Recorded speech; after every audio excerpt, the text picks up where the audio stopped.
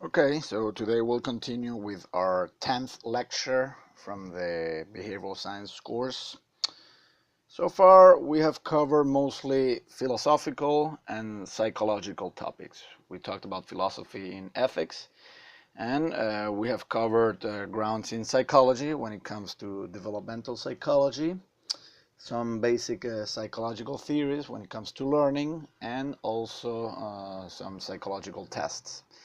Today we're going to delve into a new behavioral science, which is sociology, and how it relates to U.S. physicians. So today we will cover family, culture, and illness. So psychology is the study of mostly individual behavior, whereas sociology is the study of societies. Now the difference between psychology and sociology may not be all that clear, because there's also what's called social psychology, and that is how people behave when they're in groups. So it's sort of the middle ground between psychology and sociology. But today we'll discuss how family, culture, and illness relates to the medical profession. You as doctors have to understand that there are various cultural and social differences according to the patients and the groups they belong to. And you have to be ready to encounter different cultural and social groups, and also how they relate to their family. And maybe their way of organizing families is different from what you're used to. But this is crucial because in the medical profession, remember that many of these topics are about the doctor-patient relationship. I mean, how do you make sure that the patient complies? And in order to do all of this, well, you have to make sure that you build a strong doctor-patient relationship. And most of the time, the patient's relatives will probably be your allies when it comes to this.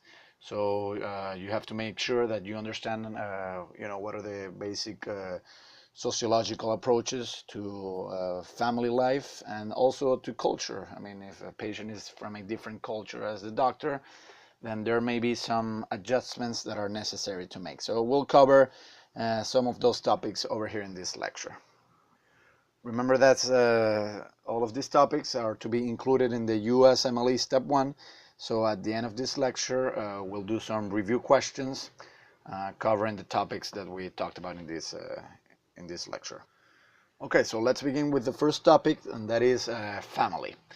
Well, how do we find a family? A family is a group of people that are related by blood, adoption, or marriage. So there are different types of family, and we'll get to them shortly.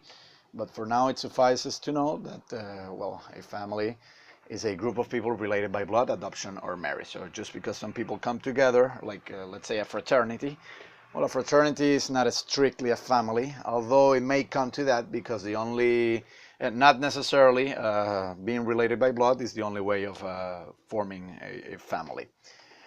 Now, evolutionary psychologists have a lot of discussion about whether or not blood bonds between people are stronger than other types of bonds. So, as you've probably seen in movies or read in books or seen many cultural depictions, people have always wondered whether or not blood is thicker than water. Now, of course, this is a metaphor. I mean, we're not talking here about the chemical properties of those two substances, but we're actually talking about whether or not those people that are related to blood tend to have stronger bonds amongst them.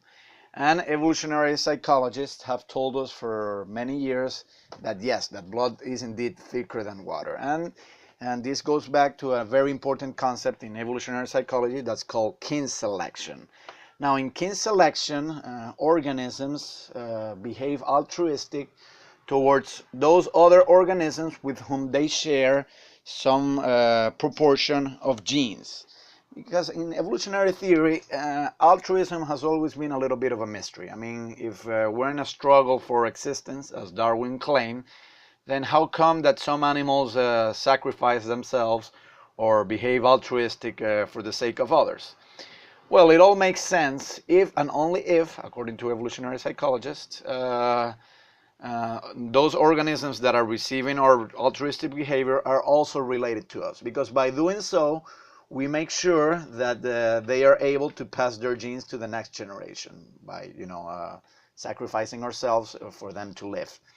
And if they're able to pass their genes to the next generation, then that increases the probability that that very altruistic gene is also passed to the next generation. Now, that preference to favor or to be altruistic towards people that are related to us genetically, that in evolutionary psychology is called kin selection. And there was a very famous evolutionary psychologist, or actually he wasn't really an evolutionary psychologist, he was a biologist. His name was William Hamilton, who formulated some mathematical formulas explaining in mathematical terms how exactly kin selection works. Now, we won't get into that, but for now it suffices to know that the kin selection is a very important concept in evolutionary psychology, and that it attempts to explain behavior, and I think it explains behavior pretty well, and that there is a tendency amongst human beings, and not only amongst human beings, amongst all organisms, but especially in animals, to behave altruistically to people who share, with whom we share genes. So you can expect someone to be more kind to their brothers, and to be more kind to their brothers than to their cousins, but at the same time to be more kind to their cousins than to their neighbors, and at the same time to be more kind to their neighbors than to complete strangers. Because the odds are that the more altruistic you are towards someone, the greater the genetic similarity will be, or the greater proportion of genes there will be. And this is the basis of nepotism. Nepotism is the tendency that we all have to favor people with whom we are related. Now, of course, you may tell me that there have been people who are very altruistic towards others and they're not related to them. And, well, it's because altruism is, according to evolutionary psychologists, is not just about kin selection. It could also be with the expectation of reciprocity. So we're good to other people, expecting other people to be good to us. But even aside from that, it could also be that adoption, to a certain extent, substitutes blood relations.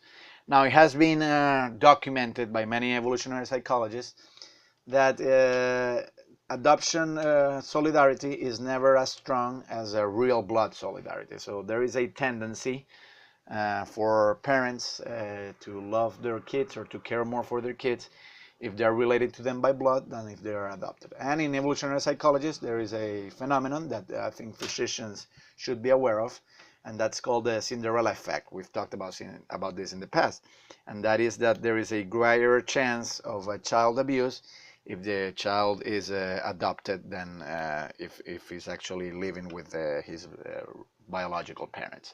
Well, that may have to do, again, with the fact that being related to other people increases our probability of being altruistic towards them. So at any rate, I mean, that's some important information there from evolutionary psychologists. Now, for you physicians, it is important to understand that interpersonal relationships in families play a significant role in the health of family members. In previous lectures, we have talked about how not in all diseases, but in many diseases, in many illnesses, married patients have better prognosis than celibate patients. And this is because health, to a large extent, depends on family support and how patients relate to their relatives. So interpersonal relationships in families play a significant role in the health of family members. If you're going through a disease process, but you have good support from your relatives, then I think that increases your chances of making either a partial or full recovery. So this is why it's so important for the doctor to be aware what's the family network of the patient, because depending on how strong that family network is, the patient may have a better or worse prognosis, and also because the doctor needs to take into account that those family members are his allies.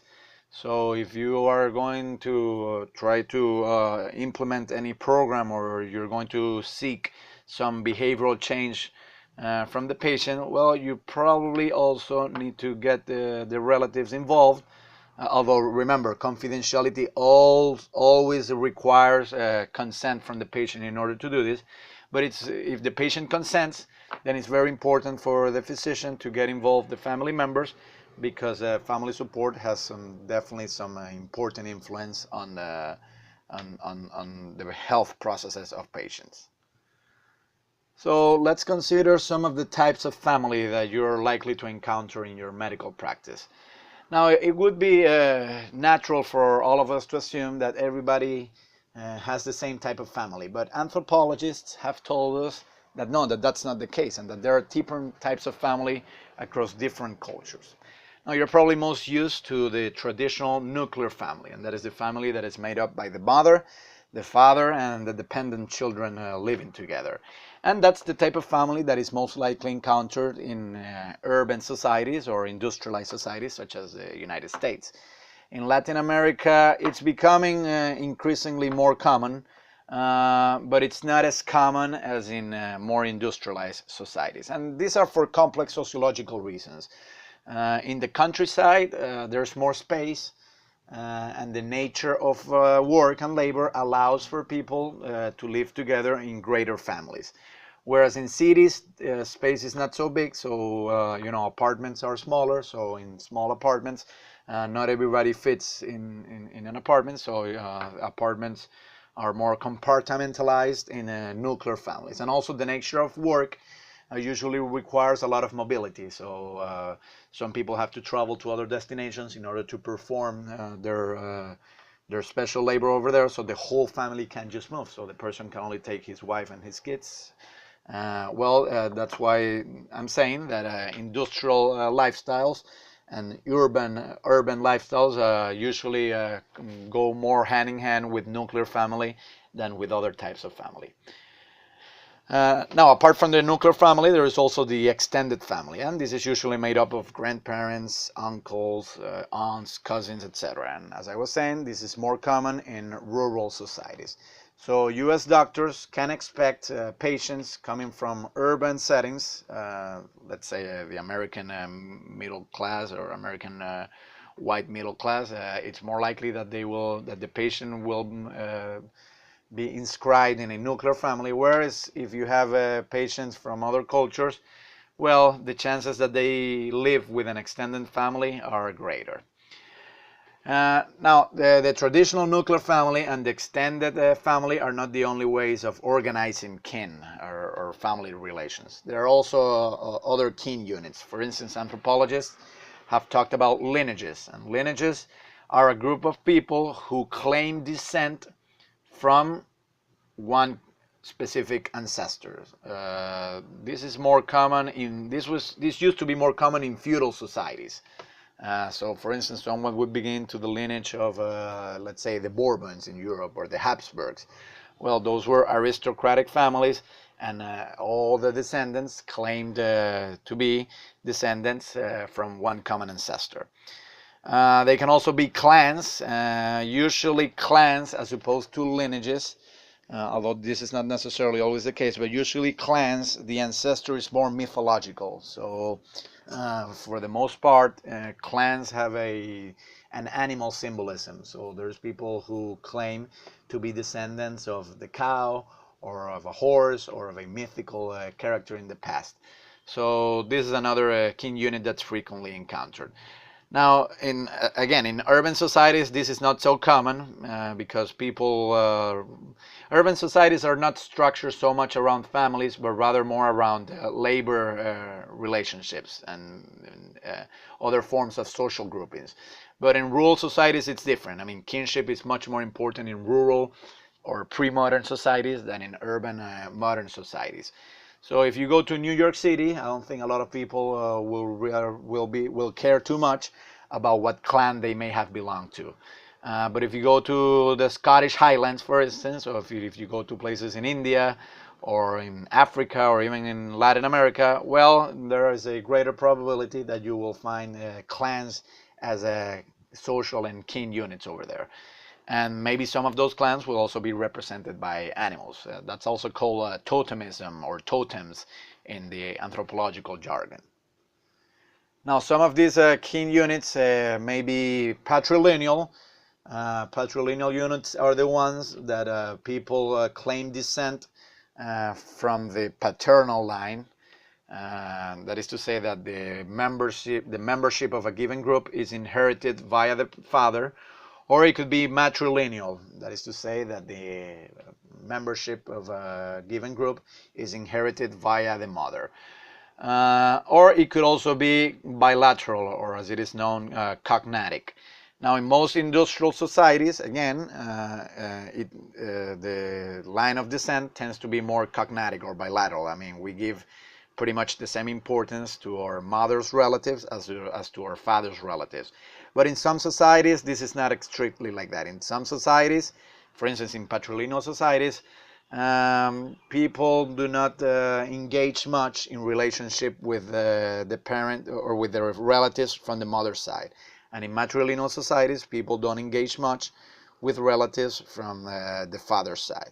Now, obviously, modernity has been changing this, and but there are still remnants of the past. So, for instance, I was in the Marshall Islands a few months ago, living there, and there it's pretty much a matrilineal society. So over there, the kids they wouldn't really care about their paternal grandparents, but they would give a lot of importance to their maternal grandparents.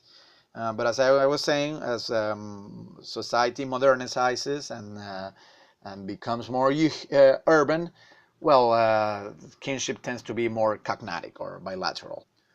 Okay, so along with differences in family, there are also differences in marriage, and there are various types of marriages. Over here in our urban, industrialized Western society, we're more used to monogamy, and that is the pairing of one man and one woman. But again, you're likely to encounter people that do not follow this marriage pattern. So apart from monogamy, there is also polygamy. Now, an easy way to remember this is that mono, it means one, and gamos means marriage. Polygamy, it means many. So polygamy is a multiple marriage. And there are various types of polygamy. First of all, there is a polyandry. This is very rare, and this is when one woman marries many husbands. This is only found, probably the most famous cases of polyandry are found in India, but it's not very common. Much more common is polygyny, and this is one man married to many wives. In the United States, for instance, for some years, Mormons were polygynous, and to this day there are some sects of the Mormon Church that that practice polygamy, and that one man is married to many wives. Now, it's important for you to know, especially if you do some of your rotations in Utah or some other areas that are strongholds of Mormons, that the Mormon Church, or as it is usually as it's officially known, the Latter-day the LSD Church, the Latter-day Saints Church of Jesus Christ, LDS. I'm sorry, not LSD. LDS, Latter-day Saints of Jesus Christ. That's the official name of the Mormon Church. That church is no longer it no longer allows for polygamy, but there are some sects that have broken with the official Mormon Church, and they have organized their own little churches where they allowed polygamy. Now, under the law, polygamy is not allowed in the United States, but they still practice it nevertheless. And it's not really a felony because it's not really a marriage, but it's rather more of an amorous relationship. It's not really a felony unless minors are involved. And when there have been some high-profile cases of polygamous Mormons, it's usually because there are some minors involved, and of course that's breaking the law. Now, apart from Mormons, you are very likely to encounter in your practice, in your medical practice, in rotations in the United States, you're likely to encounter Muslims. And again, even though polygamy is not allowed in the United States, it's not legal, it is likely that you will have some patients that will come from either Middle Eastern or Asian countries, that is to say Muslim countries. And in Islam, well, it is allowed for one man to have 4 wives. Now we can have all sorts of arguments about whether or not this is ethical and whether or not polygamy is a good or a bad thing. But it's important to overcome some of the stereotypes. Now, just because a man is married to more than one woman, that doesn't necessarily mean that the women have lead terrible lives. Again, we may discuss whether or not this is ethical and whether or not this diminishes women, but the fact is that you're very likely to encounter it, and well, that you have to work with that. Apart from that, there are also group marriages. This is very rare. It's extremely rare, but some anthropologists have found some examples of group marriage. That's when a group of people marry another group of people, and they exchange. They're kind of like swingers, but with the difference that they're actually married. So I mean, they don't just get together for sexual purposes. They also get together for family life, and they're committed to being married to multiple people. Anthropologists once in the 19th century they argued that this was quite common during the first phases of human existence, and that this may actually be found in some Pacific Islanders culture. But today anthropologists are not so sure that group marriage ever existed, and today no group marriages really exist as such. There may be some hippie communes and other things like that, but they're usually social experiments that don't last for very long. And apart from group marriage, well, there's also another division that we can make when it comes to types of marriage, and that is a heterosexual and homosexual marriage. Again, we may discuss whether or not this is moral, whether or not this is ethical, but the fact is that an increasing number of countries are accepting it, and that gay people who get married, they don't seem to be suffering a lot. So US doctors need to understand that this is becoming a reality, and that you are likely to encounter patients whose family support, if it is a man, well, it's most likely to be another man, and you have to work with that in order to build a strong doctor-patient relationship.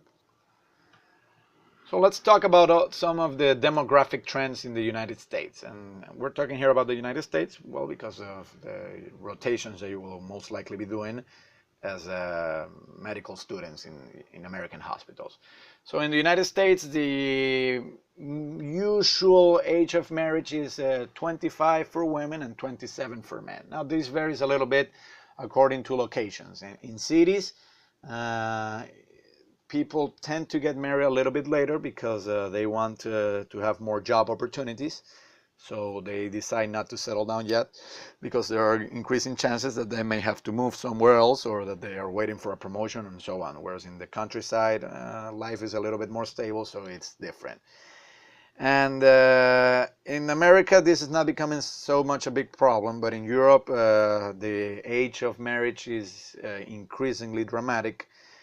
It's increasing dramatically, I'm sorry, and of course that affects fertility rates, because of course the older you are when you get married and you plan to have children, well, the lesser the probability that you may expand your fertility window to the fullest. So in America, so far this is not such a big problem, but it's something that the future planners of the American society will have to be concerned with.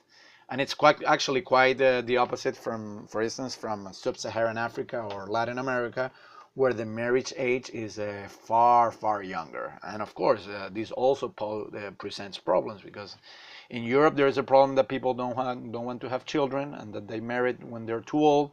In Latin America or sub-Saharan Africa, it's the other way around. It's the opposite. I mean, people marry too young.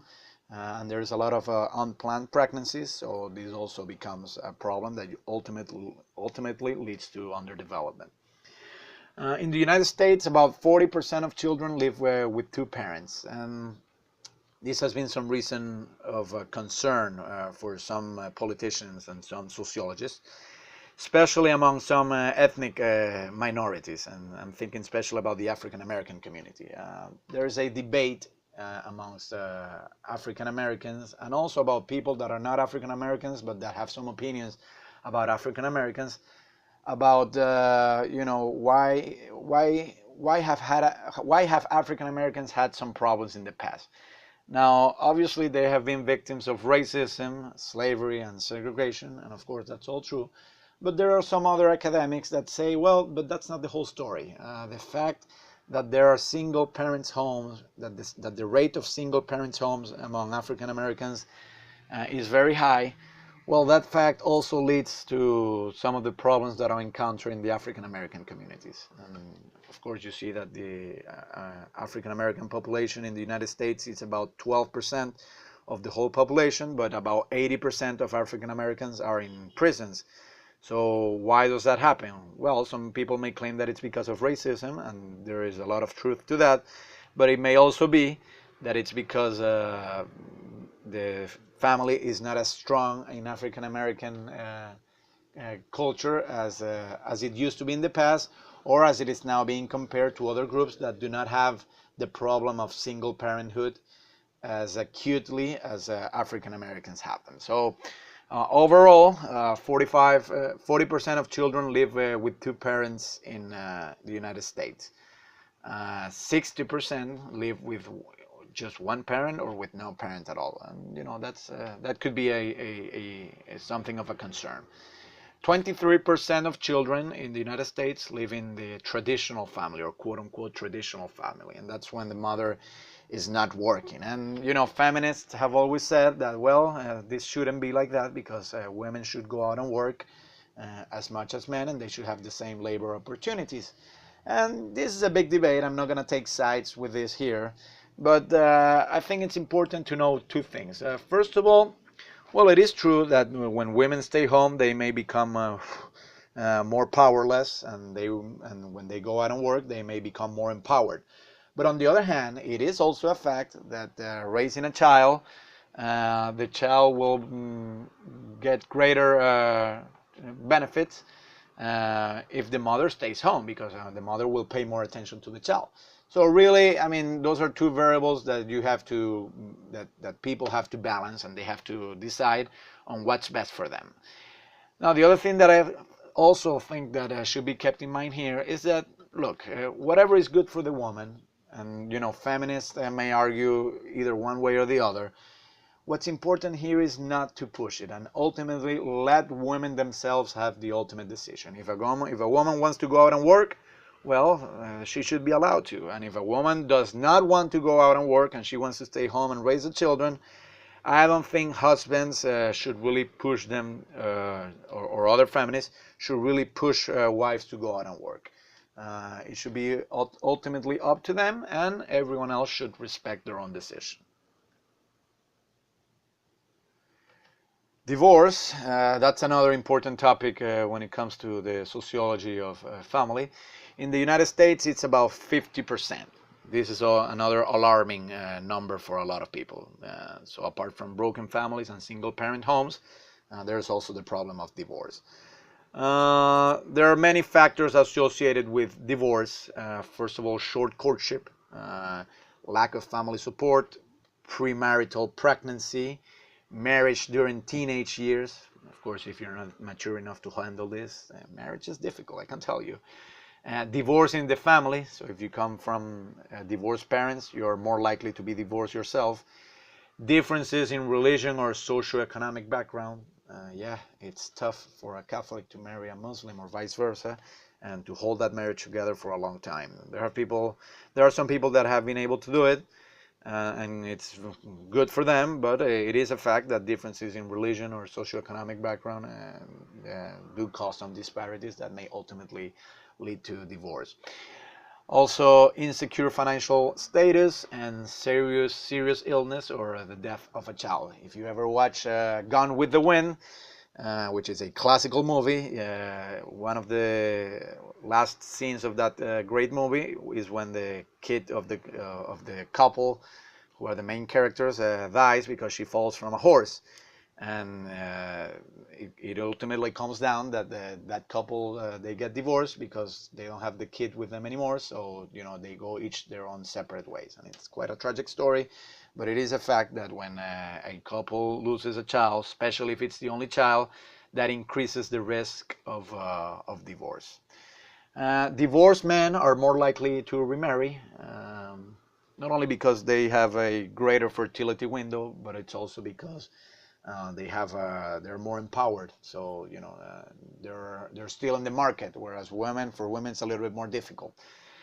And I think that it's also important that it's also important to know that U.S. physicians are at a greater risk of getting a divorce due to all the stress that you go through in your profession. So you have been warned about this, and it's an important fact that you must keep in mind.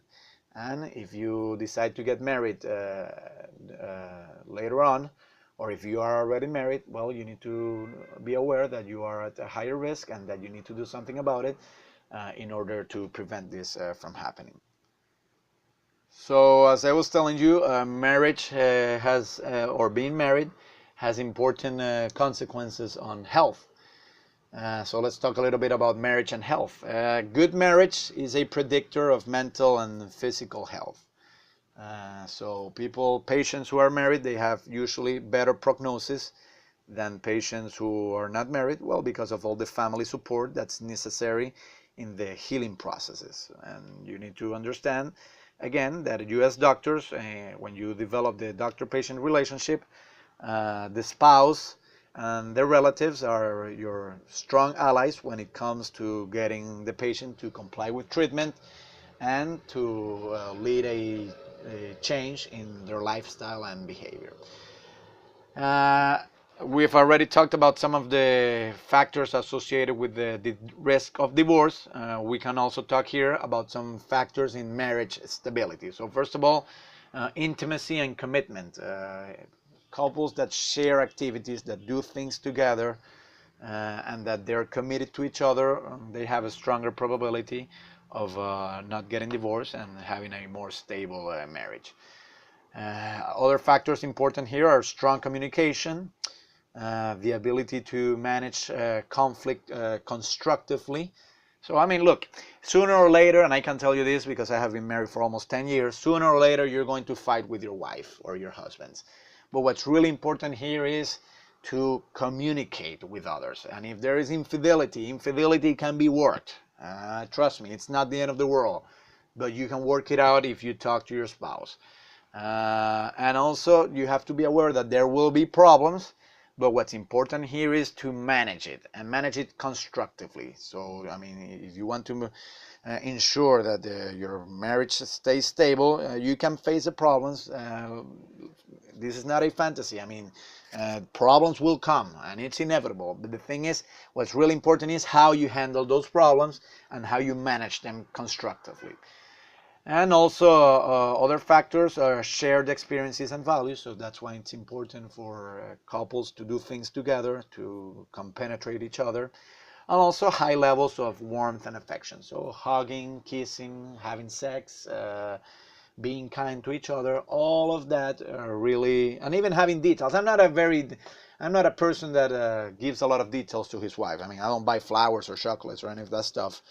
But I think, and that doesn't necessarily have to be that way, but that certainly helps in the relationships as long as it provides a warmth and affection. So as long as the other person, as long as the spouse feels loved and cared for and compenetrated, then you are increasing the odds of having a stable marriage.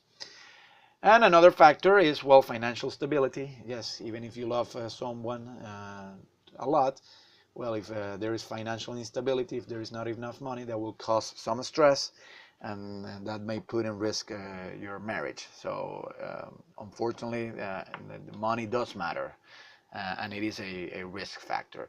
So, financial stability is another predictor of a good marriage, and also positive ties to the extended family. It's very difficult for you to hold a marriage together if you hate your parents-in-law or any of your other in-laws. And there have been many movies about this. You've probably seen some of them. Having good relationships with the relatives of your family, of your wife or your husband, especially in urban societies when, remember, relatives pay attention to both relatives on the mother side as well as on the father side. So that's why it's very important for marriages to succeed in urban and modern societies to keep positive ties to the extended family.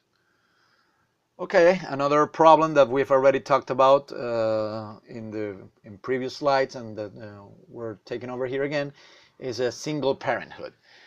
So where does single parenthood appear in American society? Well, first of all, it's associated with lower incomes and less social support. It used to be thought that single parenthood was common amongst ethnic minorities, and to a certain extent that's still the case, and to lower social economic groups. But this is changing. So single parenthood is now increasing in educated professional women. 87% of single parent families are headed by women. So yeah, it's more likely that the father abandons the home than that the mother abandons the home. I mean, for every 100 single parent families, 87 are headed by the woman. That is to say that the woman remains with the children and she is in charge.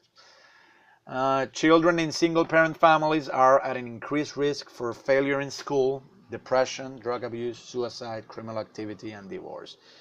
I remember that when I was studying this stuff when I was in college, there was a famous book. I don't remember the name of the book right now or the author, but there was a famous book trying to argue that single parenthood in African American culture was not all that big of a problem because there were alternative ways of dealing with this. So maybe there is no daddy at home, but there are alternative male role models that can fill in the void. But most sociologists would not agree with this. Most sociologists would actually say that the children who grow up in who grow up in homes that do not have a father or a mother, that is to say in single parent families, well, they are at increased risks for academic failure, for depression, for drug abuse, for getting into trouble, for suicide, and so on. So that's an important factor to keep in mind here.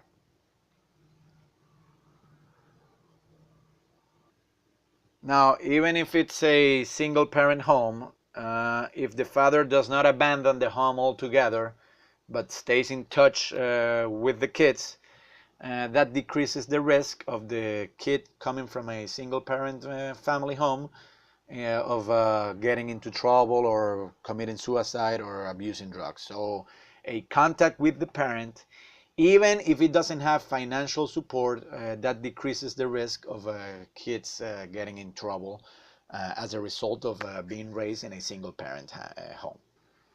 Okay, and what about gay parents? Well, this is a question that's in the forefront of sociological and psychological and ethical discussion.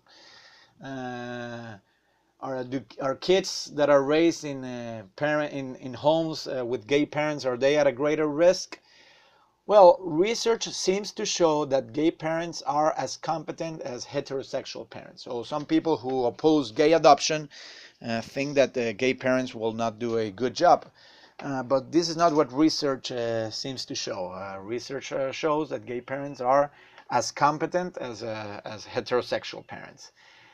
There's no correlation to child abuse. This is another myth. Some people claim that gay parents tend to abuse their children even more, and because there is some people who believe that homosexuality is related to pedophilia, but when we get to sexuality, we'll see that that has no basis whatsoever. So there's no correlation between gay parenthood and child abuse. There is a concern that if you have gay parents, you may be more bullied at school. But that's not the case so much in elementary school. It may be a greater risk in high school. But that's not enough to say that gay parenthood is a very destructive thing, or it's not a good idea. I mean, just because kids raised by gay parents are maybe bullied in high school, that's not enough of a reason to outlaw gay adoption. There's no additional risk of mental health in kids that are raised by gay parents. So, they are exposed to the same risks as everyone else. And there is no influence on sexual orientation of the child. One of the concerns that's usually presented by people who oppose gay adoption is that if gays adopt a kid, well, that increases the probability that that kid will also turn out to be gay. Well, that's not what the evidence shows. In fact, when we get to the topic of sexuality, we'll come to find out that being homosexual has a strong genetic component. So the fact that you are raised by gay parents does not seem to influence much on what your sexual tendency will be. Okay, there's also the topic of child custody. So there are various types of child custody in the United States. There is sole custody, and that's when the child lives with one parent while the other has visitation rights. There is joint residential custody. That's when the child spends some time living with each parent. And there is split custody. So each parent has a custody of at least one child. Especially those of you that are thinking of becoming pediatricians, this is important for you to know because, again, the development of kids or how they're raised by their parents and what type of family home they live in, that ultimately has some significant influences on their health and development of illnesses. So it's important for you to know all these facts. And let's talk a little bit about culture. In the United States, there are ethnic groups and there are also minority cultures. So for the most part, American culture is mostly white and middle class. I mean, that's the majority population. Now, the characteristics of a white American middle class is usually individualism, so they don't pay so much attention to group relationships or to family, but rather to individual thriving, self-reliance, and usually the elderly, they take care of their own. So that's why you see, especially in white America, nursing homes for the elderly. And if you go to a nursing home in America, you will see a much greater proportion of white people than people of any other ethnic groups. It's because in other ethnic groups there is a greater tendency to take more care of the elderly, whereas in white middle class people there is a stronger push for individualism and to not care so much about the elderly. There's a greater emphasis, or there's a very strong emphasis on personal hygiene. This is very common in the white American class and the middle class. And the nuclear family is valued. The nuclear family is much more valued than the extended family or other types of family. We'll get to ethnic minorities in a bit, but in the United States. But before that, let's consider a little bit the relationship between culture and illnesses. Psychiatric illnesses are universal, but the normality of behavior varies culturally. And when we get to the DSM-5, we'll see that many of the disorders that are diagnosed in the DSM-5 always have a cultural reference. So there, in the diagnosis criteria, there is always, in most of those disorders, there is always the criteria that the symptoms should go beyond what's culturally expected. So if you live in a society where it is normal to hear voices because you communicate with the gods, then hearing voices should not be considered a criteria to diagnose schizophrenia, for example. So mental illness is in the DSM-5 is defined according to two basic criteria. First of all, that it causes distress, and second of all, that it's beyond the norms of the individual's culture. So that's why for those of you that are going into psychiatry, it is very important to know what the patient's culture is in order to make a right diagnosis. Now, mental illnesses are universal. So for instance, schizophrenia, it is a fact that schizophrenia is found in 1% of all cultures. And the same goes for mood disorders and for some other disorders. But there are also some culture-bound syndromes, and there's very specific psychiatric illnesses that are found in specific cultures and that are not found in other cultures. So there are a combination of psychiatric and somatic symptoms that are considered to be a recognizable disease only within a specific society or culture. So some of these culture-bound syndromes are recognized or identified in the DSM-5. For instance, one of them is ataque de nervios, and this is found in Latin America and in Hispanic communities in the United States. It's found nowhere else. And basically, these are the symptoms of this culture-bound syndrome is uncontrollable screaming or shouting, crying, trembling, sensations of heat, rising in the chest and head, are dissociative experiences, and verbal or physical aggression. So in Latin culture, this ataque de nervios syndrome is quite cultural, and there is even a famous movie about this. Mujer al borde de un ataque de nervios, a woman on the edge of having a ataque de nervios, and the director was Pedro Almodovar. It's quite a famous movie. In other areas of the world, there are other culture-bound syndromes. So, for instance, in India,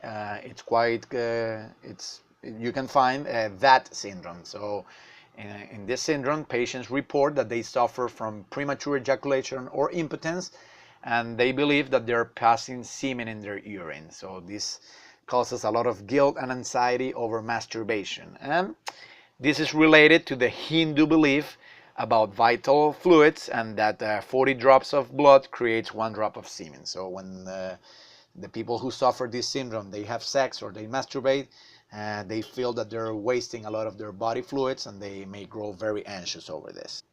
There are other culture syndromes that are not included in the DSM-5, but they are included in the ICD-10, which is another manual that is used to diagnose psychiatric illnesses. So, for instance, there is Cotto.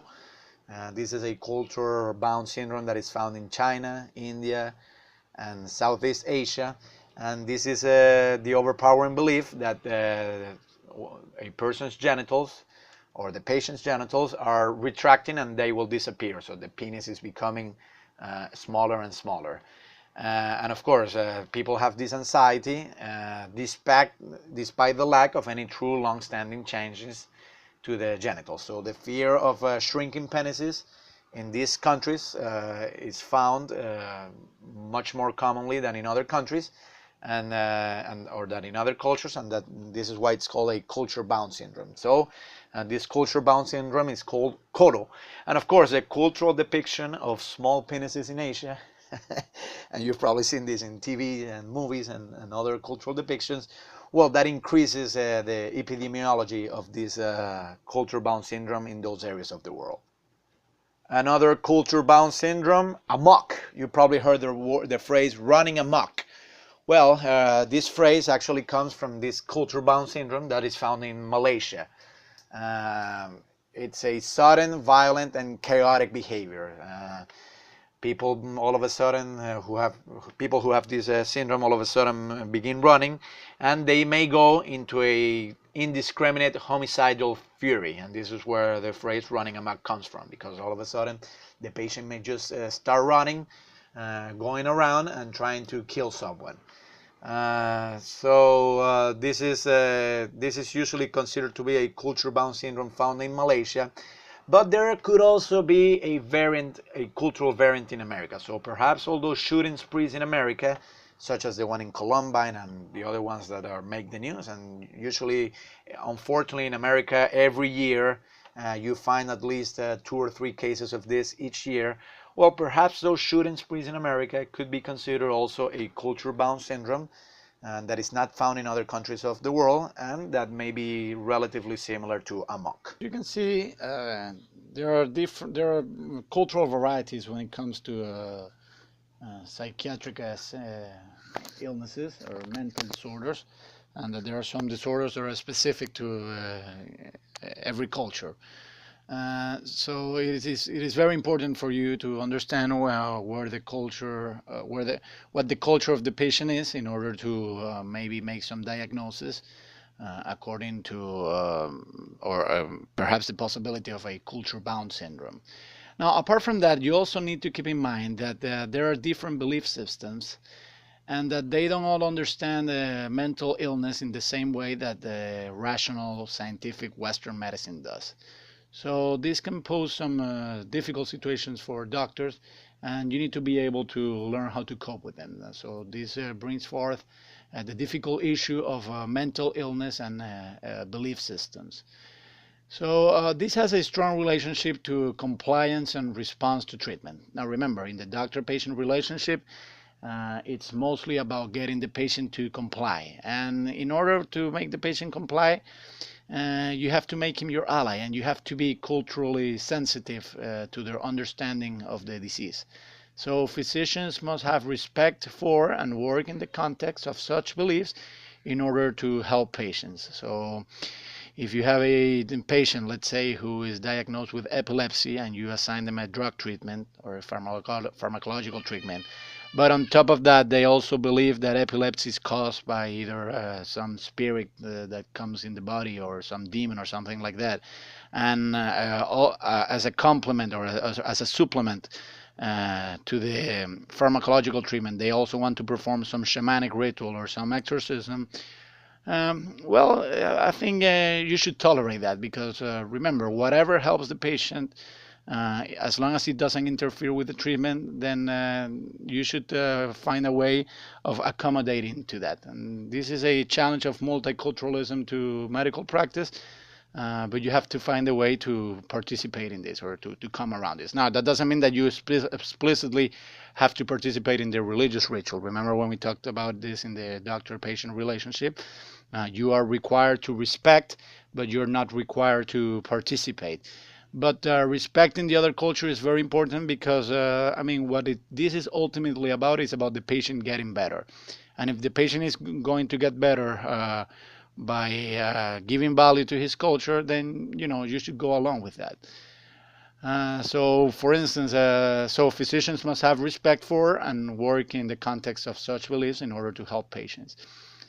For instance, if patients culturally think that some food will cure them, then doctors should try to provide them. And if patients believe in curses or similar stuff, then physicians should work with it. Again, you're not required to participate in this, but you are indeed required to respect it. Now, something similar to these cultural differences between patients and doctors, it's also the concept of culture shock. And culture shock is a strong emotional response, which may involve psychiatric symptoms that are related to the geographic relocation and the need to adapt to unfamiliar social and cultural surroundings. So this is very common, especially with young immigrant men who appear to be at a higher risk for culture shock because they must work and they lose status in their place of origin. So U.S. doctors need to be aware of this. You need to know that the young immigrant men are a population that are at risk, especially if they're immigrants, and that this may eventually lead to some psychiatric complications. So culture shock is a sociological variable that you need to be aware of and that you need to work with. Okay, and for our last point, let's take a look at some of the minorities in the United States. And let's begin with African Americans. Well, African Americans are a group that has a lower income when it comes to comparison with other ethnic groups, although that's improving. But of course, having a black president, that's not enough to to say that African Americans have overcome all their difficulties. They have some psychiatric diseases and also some physiological diseases that are related to stress as a consequence of racism. And especially there is a surge of racism in the last years with all the police brutality cases. So this may have some impact on the health of African Americans. They have a lower access to healthcare, and so they visit doctors less frequently. So they have increased risks, and they also have some more unhealthy habits. All those stereotypical jokes about black people eating more in Kentucky Fried Chicken and so on, that may be a stereotype, and it's quite offensive. But nevertheless, there is some truth that the nutrition of African Americans, when it comes to cultural habits, needs more improvement than in any other ethnic groups. So this is a issue of concern, and doctors should try to work in African American communities in order to improve some of their eating habits. There is shorter life expectancy amongst African Americans. There are higher rates of hypertension, obesity, because this is related to the eating habits that I was referring to. There is more asthma, cancer, and AIDS. However, compared to other groups, they have a lower suicide rates, And this may be to the fact that their family and community networks are stronger than in other groups, although, as I said, there is a problem of single parenthood in African American communities. And it's also true that African Americans are more exposed to violence. 80% of the African American population, unfortunately, is in prison. I'm sorry, 80% of the prison population is African American. And of course, there are more impoverished neighborhoods and all of that. So unfortunately, they are more exposed to violence. It is true that African Americans suffer a great deal of racism, but it's also true that the greatest threat to them is not so much the brutality of white policemen, but actually of other African American men. So a black man is much more likely to be killed by another black man than by a white policeman. And unfortunately, these are difficult social problems that African Americans have to deal with, and that the doctors who treat African American patients, they also need to be aware of this. Let's talk about Hispanics. Very much as African Americans, Hispanics are strongly family oriented. They have a considerable respect for the elderly. That's very enshrined in Latin culture. So in nursing homes, you will not see elderly Latinos over there. As I told you, nursing homes are the overwhelming people. The overwhelming majority of people living in nursing homes are usually white middle class people. Because of the individualism and self-reliance, there is not the value of caring for the elderly in white middle class culture is not as important as it is in African American or Hispanic culture. Hispanics also have folk medical beliefs, so they believe in the evil eye and herbal medicines and magical remedies and curses and shamanism and so on. So again, U.S. doctors, you need to work with this. It's no good telling a patient that the evil eye doesn't exist and that there are no curses, because maybe that may significantly impair the doctor-patient relationship. So you are not required to believe in this stuff, and if you ask me, you shouldn't believe in this stuff, but you should respect Hispanic patients when they tell you about the evil eye and the herbal medicines and so on. Asian Americans, out of all ethnic groups in the United States, Asian Americans are probably the ones that have the strongest respect for the elderly. There's the expectation in Asian American culture, mostly in Chinese culture, but also Korean and Japanese. There's the expectation that relatives must protect the elder from medical diagnosis and procedures. And this can be a problem because if they may come to think that the doctor is out to do some harm to the patient and that they can take care of the elderly patient better than the doctor, then that might interfere in medical treatment. So U.S. doctors need to be very sensitive about this, and you need to cope with it and you need to work it through. In some Asian American families, there is difficulty with the concept of brain death. Because they believe, or some of them, that the thorax, that is to say the area around the chest, is believed to be the core of the person. There were ancient beliefs that the center of thought wasn't really the brain but the heart, and some Asian groups believe this stuff. So that may also pose some difficulties. Remember when we talked about ethics, that really the criterion for death, at least in America, it is brain death. So that's when you're authorized to unplug medical treatments. Maybe some Asian American patients would not be able to tolerate this, so you need to work this through. And again, what you really hear is a cultural sensitivity. So you may tell them something like, okay, I am aware that your culture teaches you this, but our culture is different, so let's try to work out an agreement and so on. And very much as Hispanic Americans, Asian Americans also are strong believers in folk remedies. So this is something, again, that you need to work through. And lastly, Native Americans. They also have some rather particular cultural traits. So they have a strong belief in witchcraft. So if a patient comes in, there is some possibility that they may tell you that they're feeling bad. Not because they have an infection or because they have some disease, but because their neighbor did some witchcraft on them. And I have visited Native American reservations in California. I was in one of them, And I met some people that actually, yes, they do believe this stuff. So, the doctor needs to cope with this. For them, it's not clear that there is a distinction between physical and mental illnesses.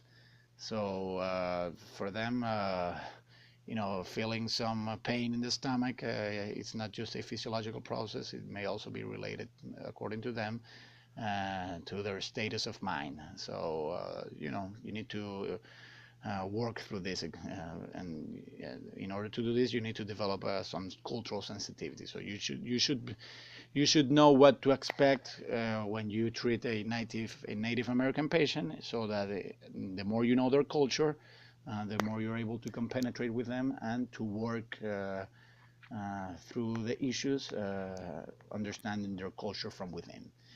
And Native Americans have a high risk of alcoholism, so this is something that you should always keep in mind when treating Native American patients. Okay, that's our last point, so let's do a couple of USMLE questions, which are questions that resemble the ones that appear in the USMLE. So let's begin with the first one. A physician has two 56-year-old male patients. One of them is African American and one of them is Caucasian or white. So statistically, the African American patient has a lower likelihood of A, stroke, B, asthma, C, hypertension, D, suicide, or E, prostate cancer. Well, in the case of the African American, the correct answer here would be D, suicide. African Americans are at increased risks in all those diseases, stroke, asthma, hypertension, and prostate cancer. But when it comes to suicide, white people kill themselves more than black people. And that may be due to the fact that African Americans are more oriented toward relatives and communities. White Americans tend to be more individualistic, and suicide is more related to loneliness and to detachment from other groups. So black people are better integrated to their communities, and that prevents them from committing more suicide. But when it comes to other diseases, they are at higher risk. And that's for a number of reasons. That could be due to lower access to healthcare, but also to some other cultural habits regarding feeding or nutrition and so on. Okay, let's consider another USMLE step one question. Which of these patients is most likely to spend the last years of her life in a nursing home if she becomes incapacitated?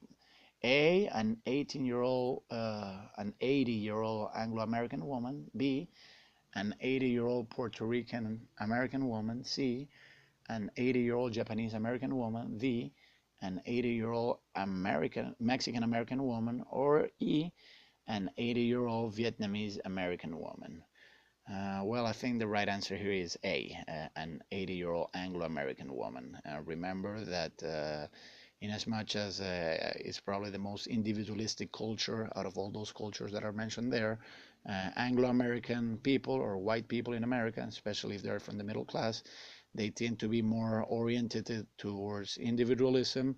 So they don't pay so much attention to caring for the elderly because they're very oriented towards individualism and self-reliance.